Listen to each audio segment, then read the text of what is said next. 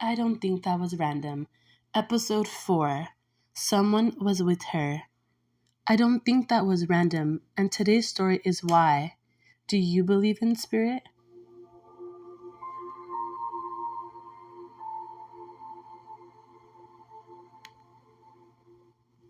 Do you believe in spirit?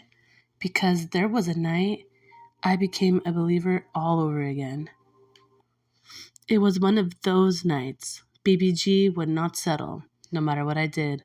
Rocking, soothing, pacing, she just wouldn't sleep.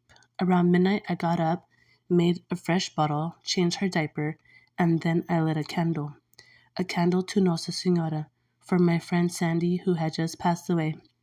And as I laid back down, watching the baby monitor, I thought, quietly in my mind, Sandy, visit baby G and help her fall asleep. Now listen, I wasn't fully serious, but in one way I was. Because I wanted affirmation. I drifted off while baby G drank her bottle. Maybe 20 minutes passed, and then I heard giggling, pure joyful giggling, coming through the baby monitor, like she was playing with someone, like someone was playing with her. No exaggeration.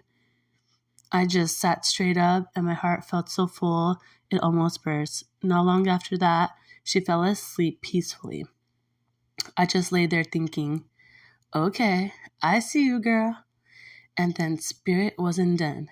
The next day, this was about 2 years ago, I was pulling clothes from my closet when something unexpected happened.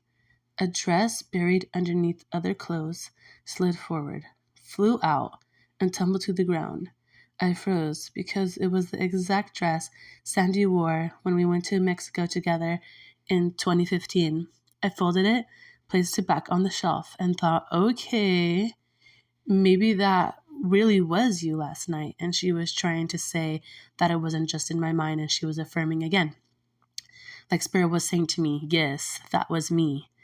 Later that evening, Emilia walked into the room wearing the same dress.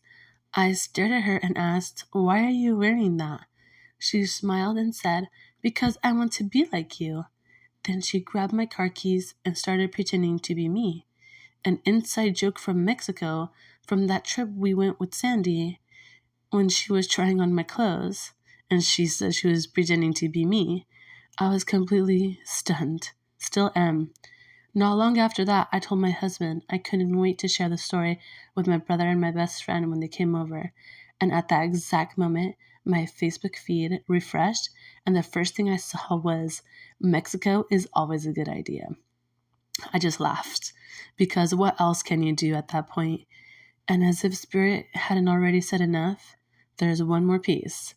The day of Sandy's visitation, I stopped at the store to grab flowers for her mom. I hesitated. They were pink carnations, not roses. Something told me to get them anyway. When I handed them to her mom, she stopped and said, wow, these are my favorite flowers. I cried because Spirit doesn't miss details. It never has. And even though Sandy and I hadn't spoken much in the years before she passed, it feels deeply comforting, deeply healing to have validation that the bond was real, and that it still is beyond earthly boundaries.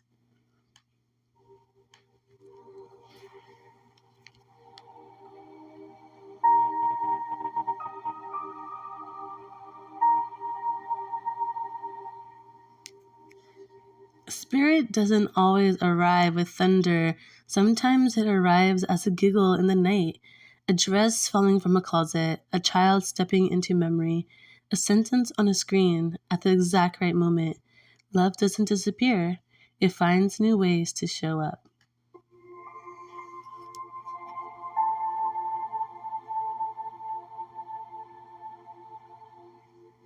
Maybe it was coincidence, or maybe it was spirit. But either way, I don't think that was random.